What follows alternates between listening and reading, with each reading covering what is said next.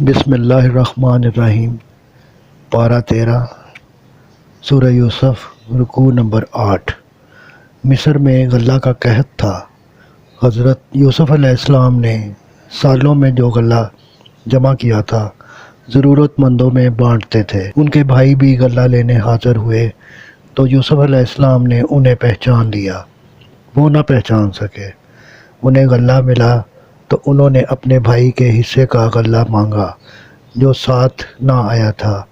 یوسف علیہ السلام نے اس کے حصے کا غلہ بھی دیا اور غلہ کی قیمت بھی غلہ کے ساتھ واپس رکھوا دی۔ گھر جا کر سامان کھولا تو غلہ کے ساتھ پونجی دیکھ کر بہت خوش ہوئے اور والد صاحب سے درخواست کی کہ آئندہ بھائی بنیامین، یوسف علیہ السلام کے سگے بھائی، کو بھی ساتھ لے جانے کی اجازت دیں۔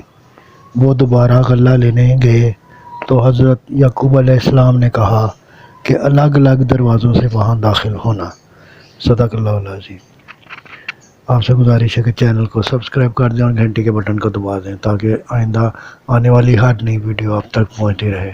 دعا ہے کہ اللہ تعالیٰ آپ کو صحت و تندرستی والی لمبی زندگی عطا فرمائے۔ آمین آمین آمین یا رب العالمین۔